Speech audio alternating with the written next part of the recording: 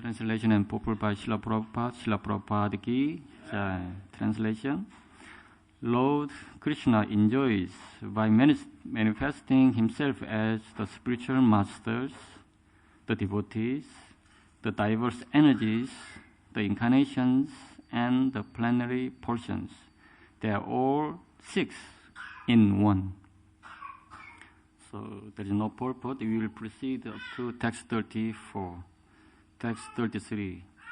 Eichaya tatvera kari kare karana pandana pratame samanye kari mangala charana. I therefore worship the lotus feet of these 6 diversities of the one truth by invoking their benedictions. Text 34. Pande gurun isha bhaktan isham isha vatarakan tat prakashamcha tat chakti Krishna chaitanya samgyakam. Translation. I offer my respectable obeisances unto the spiritual masters, the devotees of the Lord of incarnations, his plenary portions, his energies, and the primeval Lord himself, Sri Krishna Chaitanya. Purport. Krishna Das Kaviraj Goswami has composed this Sanskrit verse for the beginning of his book, and now he will explain it in detail. He offers his respectful obeisances to the 6 principles of the Absolute Truth. Gurun is plural in number, because anyone who gives spiritual instructions based on the revealed scriptures is accepted as a spiritual master. Although others give help in showing the way to beginners, the Guru who first initiates one with Mahamantra is to be known as initiator, and the saints who give instructions for progressive advancement in Krishna consciousness are called instructing spiritual masters. The initiating and instructing spiritual masters are equal and identical manifestations of Krishna, although they have different dealings. Their function is to guide the conditioned souls back home, back to Godhead.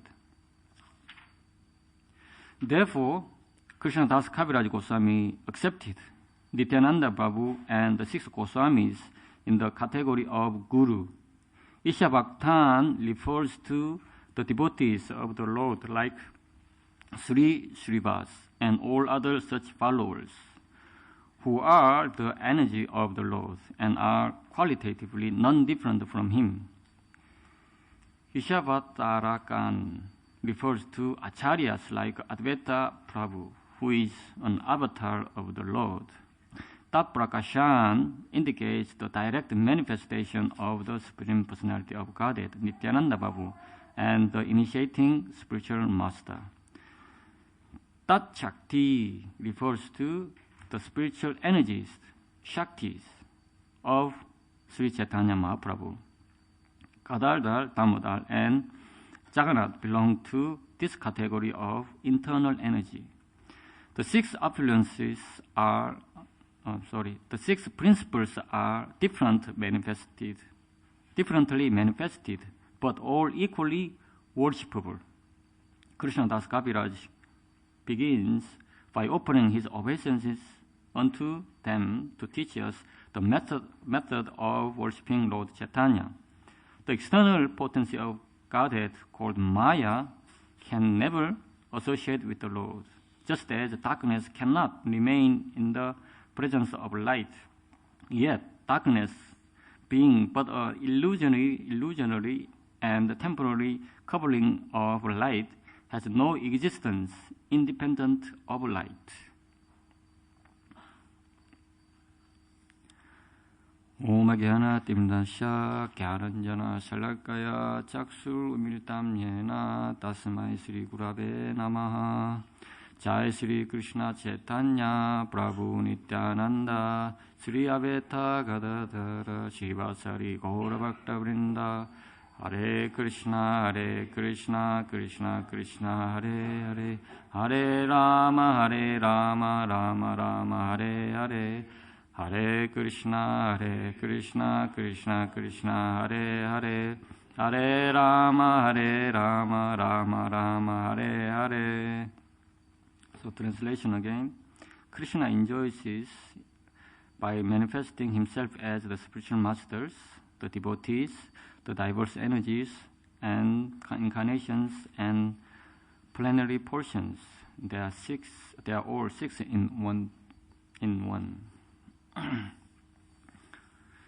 So before I speak anything, I'd like to thank Bhaktan Nimesh for giving me opportunity to speak in front of all the devotees and the Lord.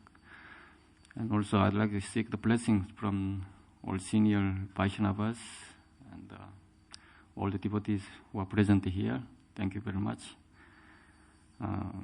Today is a very auspicious day, as you know, Diwali, the beginning of the year. So, especially in Diwali, we kind of have a lot of lights. So why do we have a lot of lights?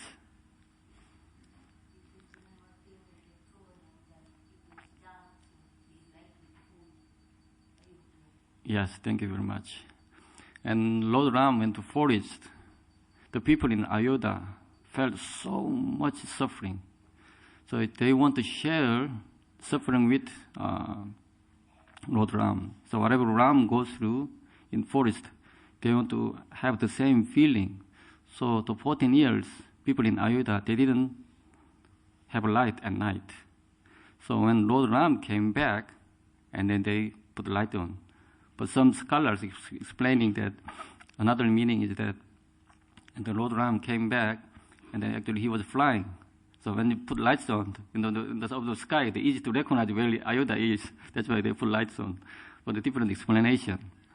But the significance of it is that when Lord comes, then darkness disappears.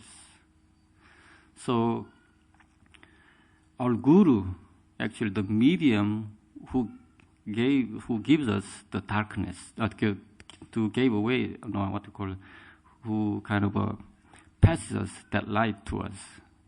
So that's why this Krishna Das Kaviraj Goswami, before he say anything, he paid respect to not only his guru and all the gurus and the Guru Tattvas. And this Guru Tattva is very, very difficult and one sense, a very tricky subject to explain. But and yet, I'll go into a bit technical part of this guru. And also today, I'll explain about here, in the purport, Prabhupada said, Krishna Das Kaviraj Goswami composed this Sanskrit verse for the beginning of his book. So significance of Sanskrit also. So mainly today's class will be focused on the significance of Sanskrit and the unique contribution of Srila Prabhupada. So next week we will celebrate Srila Prabhupada's disappearance. So yesterday we celebrated Turi Burma Prabhu's disappearance. So today's class will be focused on these two main themes. Firstly, Sanskrit. And another thing is that the contribution of Srila Prabhupada. So in order to get into detail, so I'd like you participate. So if I ask anything, you must be willing to participate, yes? Okay. So let us talk about Sanskrit. So Sanskrit, actually, the original language of all languages is called mother language. But in that language, there is no word which is called to have. So in English, there is a lot of expression involved around have. So I have arm, I have head, sometimes I have a headache. Even material object, when we describe these things, for example, this table has 4 legs. And then this microphone doesn't have ear. Or this room has how many windows? More than 10 windows. So just imagine you want to describe something without using the verb have, how many can you kind of describe? How much can you describe? So here, there is a book called Devavani Praveshika. So, you know the word Vani and Bapu. Vani means the word. So Guru, the physical body of Guru we call the Bapu. And then instruction of Guru we call the Vani. So there is a debate that Vani is important or Bapu is important. But someone says equally important, or someone says Vani is more important. So Deva Vani, the word of Deva. So Praveshika means enters. So Vish means enter. That's why one who enters everywhere is called Vishnu. So Devavani Praveshika. Here, introduction to the Sanskrit language. In here, the author explains here, it is commonly used with the verb to be to indicate possession, as Sanskrit has no verb really equivalent to in English to have. So this meaning is that then in Sanskrit, how do you express things? For example, Lady Mataji, how many daughters do you have? How many daughters do you have? Yeah. How many children do you have? How many children do you have? No daughters, yeah. So you have 2 sons, yeah? Then in Sanskrit, then how can we express? Then I have 2 sons. Just think about it. How can you express? Yeah, we need the language, yes. So then in Sanskrit, the way they describe is that they are 2 sons of mine. And another way they expressing is that there exist 2 sons exist of mine. So the focus is not have. Focus is to exist. This is the language of Sanskrit. So basically, in Sanskrit language itself, there is no conception of possession. But language in English, the basic concept of the English is to have. It's possessive-centered language. So in the academic world, it's called possessive-centered language. It's English. Yes? But Sanskrit itself, and also if you study Sanskrit a little bit, normally the subject is missing. For example, I have a son, I have a daughter, or you have a son, you have a daughter. Always there is I and you has to come first in the sentence. But in Sanskrit, hardly ever this I or you comes right in the beginning. Actually, in the sentence, the subject is missing. Then how do you know? By recognizing verb itself that carries, whether the meaning, the verb itself carries the meaning of I or you or he. So when you hear about verb have in Sanskrit, this one signifies I have, or you have, or he has. In this way, Sanskrit language is very, very unique language, and it's very, very spiritual language. If you vibrate Sanskrit itself, it gives you certain meaning of renunciation. It helps you to renounce. Why this vibration? So you understand what I'm saying. I'm saying in English. But for 1 minute, 제가 만약 한국말로 이야기한다면 여러분은 지금 무슨 말인지 못 알아듣는다. So you don't understand anything what I'm saying because I spoke in Korean just for seconds, for maybe 10 seconds. So understand that in order to get the message, we need to have the medium, right? So for example, every light has a medium, the source of light. Or every fire also has a source of that fire. For example, this wood can be source of fire. So imagine every fire you see, without medium, the fire itself cannot exist. For example, either fuel, either oil, or paper, anything. When you think about fire, sometimes the gas also, the medium has to exist. Lights also. For example, the source of this light is electricity. So the medium, my point is that if a medium is corrupted and the medium is a defect, then we cannot have proper light. For example, this dry wood, if you light it, it will burn very well. But let's say this is a wet wood or wet paper. When you try to light it, it cannot light. It cannot give a sufficient power over the fire. So, for example, the gross example. You cook such nice prashadam with love and devotion. So you try to serve to the guests. So now your plate is very, very contaminated, very dirty. Then that food itself doesn't look good, right? And it's not very presentable. So in this way, the medium itself has full of the defects. So now, I'm going to contribution of the Prabhupada, unique contribution of Prabhupada. So now, let us think that we all speak such a language which has full of defects. But Prabhupada somehow or other translate all the Sanskrit into language we can understand better. So this one can be done only acharyas. So now here, Krishnadas Kaviraj Goswami composed Sanskrit, the Sanskrit verse. There is significance to it. Let's say, now, Bhagavad Gita is spoken 5,000 years ago. Which language is spoken? Sanskrit. Let's talk about Srimad Bhagavatam. Srimad Bhagavatam also spoken nearly 5,000 years ago. Now, the source of Srimad Bhagavatam, originally Krishna to Brahma, and Brahma to Narada, they this succession. But let us talk about the Srimad Bhagavatam we read. The source of Srimad Bhagavatam is, who is that? Sukadeva Goswami. Yeah, Sukadeva Goswami spoke to the sages in Namasharanyam. So, let's say, Sukadeva Goswami spoke in Sanskrit. The listener, Parikshit Maharaj and all other sages, they can understand Sanskrit directly. This is called monolingual. Yes? And then there is word or language which is passing through.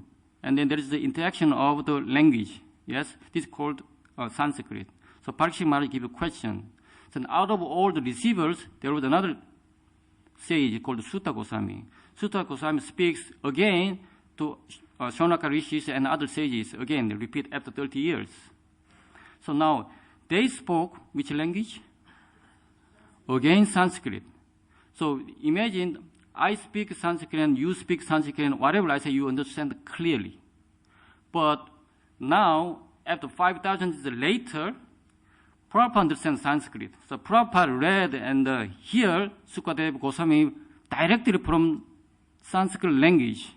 Now, the audience, we are a bit dull, cannot understand the Sanskrit. So Prabhupada has to translate in a way that we can understand, who doesn't have any knowledge of Sanskrit. So this is called translation. So I don't know, any of you who work for the BBT, if you work for the BBT, if you start to translate, they give you a manual. What kind of manual? They give you a manual of this, the brief manual of this. The theory and practice of translation published for the United Bible Society. So translation history of Bible is very long, much longer than our translation. So we try to get theory of Bible study. Why? Because they have more experience. So then why do you need to have this kind of guidance? So now, let me give you one example. Here, yesterday we celebrated Tribhuvan's disappearance day. He used to preach in Africa. So now, let's think about one word, snow. Yes? So we have a nice fairy tale of Snow White. Yes? Every word carries some symbolic meaning. So when you think about snow, what do you think? What kind of symbolic message in it when you say snow and white? Snow white, yeah? Snow. So white, what does it represent, this white? Huh? Purity, yes, purity. And then, what else? Cold. When you say Snow White, what can you think? Purity, because Snow White, the princess, is really pure. No, the snow, yeah. Let's focus on just purity, okay. Do not get complicated, it's okay. Snow White, this snow carries the meaning of purity, yes?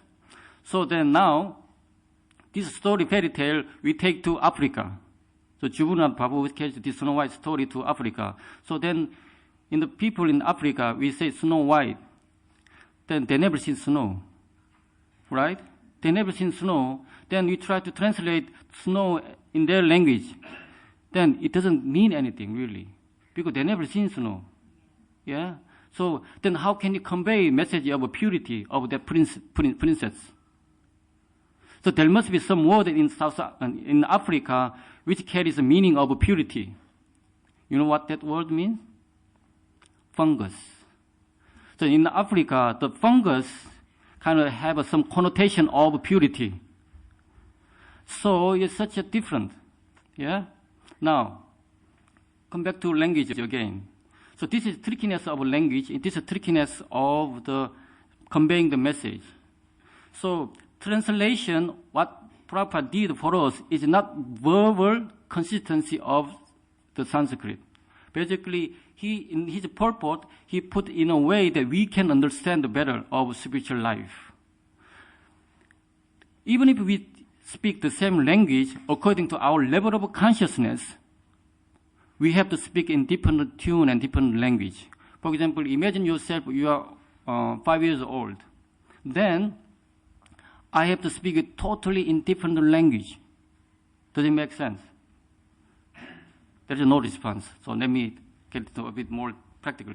So now I'm teaching you, for example, yoga. So everybody, please follow me. So stretch your arm like that. Do it. Try together.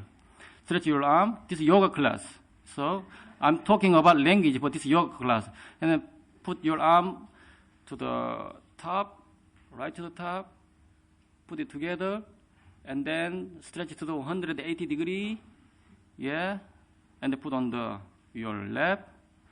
And then roll your shoulder outside and inwards. Yes. Good, very good. Yeah, you are a good student of yoga. But now, if I speak this to the 5 years old, will they understand? For example, stretch your arm to 108 degrees like that. They will not understand. Then I have to swap my language into children's language. So now imagine yourself now 5 years old. Yes. So everybody here 5 years old. Yes. So I'm the teacher. So now shall we make let's say apple pie? Shall we make apple pie? Yeah, good.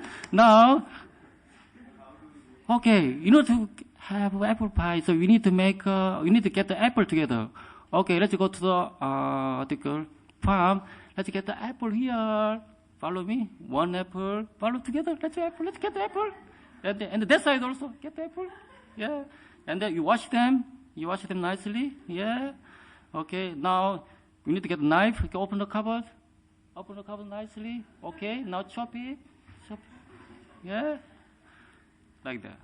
So now we did the same exercise, but we use a different language. Yes. So in this way, language itself is different. How we, according to level of our consciousness, according to level of what called understanding. Now you come back to the Srila Prabhupada. So what Prabhupada did was, when he came to West, then he realized that how degraded we are, the Westerns, and then he has to find a way that he has to convey this message to these fallen souls. So in Srimad Bhagavatam, first canto, Prabhupada clearly explained in the purport. So the business of Acharya is that the duty of Acharya is that they have to convey the message which is spoken 5,000 years ago without altering them. And yet, it should be suitable to the listeners. That's why when you go to the shop, so when we, for example, buy the toothpaste, for children toothpaste of a different flavor. So some banana flavor, some strawberry flavor, and yet it has the function of cleaning the teeth. Yes. So then our business is then cleaning our heart. So in order to clean our heart, Prabhupada put so much effort translating Sanskrit into English language. So, in Bhagavad Gita, in Srimad Bhagavatam, sometimes we neglect to read Sanskrit. Sometimes we neglect read the word-for-word translation. But actually, we shouldn't. Although it's difficult for us, we have to read through this Sanskrit and the word-for-word translation. Why? There is a hidden meaning behind it. Because Prabhupada put so much effort. He wants to give us small access to Sanskrit. So this is a significance and then unique contribution of Prabhupada. Yes? So then basically it has to do with the meaning, really, not the word itself. So when you analyze this kind of perspective, so everything actually comes from Vedic culture. So today I'm coming to this mandir, and then it's a traffic light. So in the traffic light it has 3 lights, red, yellow, and green. What is the origin of traffic light? Do you know that? Huh? Somebody said something. Actually, this is also Vedic culture. When English people, when they associated with the Indians, when the English invaded India, a lot of Indians came to England and they kind of mixing together. And then they realized that the ladies who are wearing saris and who are married, they put dot here, red one, yes? So then this one, just not just a color. Each color also signifies a certain meaning. So the red means strength. At the same time, I have a husband. Don't look at my face. This is red means. Otherwise, my husband will kill you. This is the meaning of red. Basically, stop looking at me, which means the carry just stop looking at me. This is called red thought. And another green means you continue, you go on. So they have noticed that this kind of meaning. So that's why when they put traffic light, actually they took idea from association with this of the Indians. Yeah. Actually, today's Ram came to Ayodhya. And there is one incident that Lakshmana and Ram searching for Sita. And then in the forest, Lakshmana, he put a magic circle around the Sita, and then somehow the Sita ran away, kidnapped by the Ravan, attracted by golden deer. And then they were searching for it. And they found one object, it's the ankle bangle. And then Lakshmana immediately noticed, oh, this is Sita's. Then Ram asked Lakshmana, how come you know this is Sita? Is someone else's, maybe? Because Lakshmana said, I never look at the Sita's face. I always look at her feet. That's why I can see clearly. Yes? Yeah, exactly. So, in this way, everything has significance. So today is Diwali. Yes? Today also has a very, very kind of a unique significance. And yet, in Western world, when you think about Western world, actually we are living in the illusion. We have to think about it. So now, this year 2009, yes? Next year will be year 2010. So each year number increases. So this number will never stop. But Vedic calculation of time is circles. At the end of Kali Yuga, you come back to Satya Yuga. And it goes round and round and round.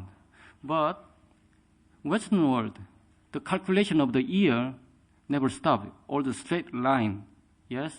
So because they have this concept, it goes straight line, they think they are getting advanced. But it's wrong. Can you imagine that? Even Kamsa had this conception of time. So for example, someone asked Kamsa, why did you kill all the baby? Because only 8th child will kill you. So you don't need to kill from the number 1 to 7. You kill only 8th one. You know how Kamsa replied? No. That's not the way we calculate.